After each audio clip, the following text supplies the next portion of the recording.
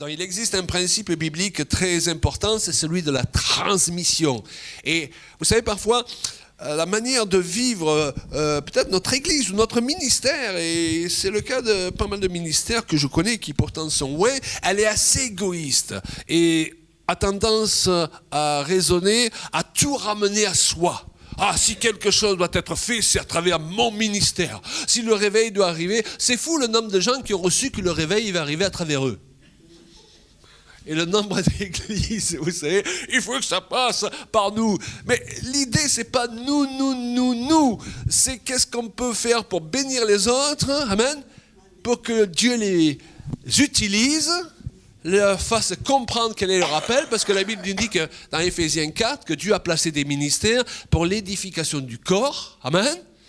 Et il y a beaucoup d'autres choses qui sont dites dans ce passage, qu'on peut résumer que ceux qui ont déjà trouvé quel est leur ministère dans leur appel, aident les autres à trouver le leur. C'est ça. Amen.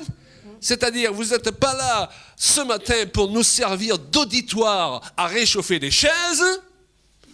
Vous êtes là pour recevoir un impact, n'est-ce pas? Une transmission qui va vous permettre, en partant de ce lieu, de faire des choses nouvelles. Et pourquoi pas aller plus loin que nous? Vous savez, Saül, je pense que lorsque Dieu a amené David dans la maison de Saül, c'est pour que Saül, dans le plan original du Seigneur, lui serve de coach. Hé, mon petit, je vais te montrer comment tu peux devenir un bon roi et faire mieux que moi.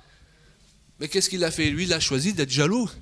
Et il y a beaucoup de gens, souvent, ils n'ont pas envie qu'on les dépasse. Ils sont jaloux parce qu'ils n'ont pas compris que le but du ministère, eh bien, c'est indissociable d'une dimension paternelle. Waouh!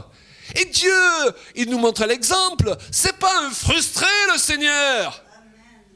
Lorsque Jésus est parti auprès du Père, il n'a pas dit à ses disciples, voilà, je m'en vais auprès du Père, mais attention, le premier qui fait plus de miracles que moi, il aura affaire à moi quand je reviens.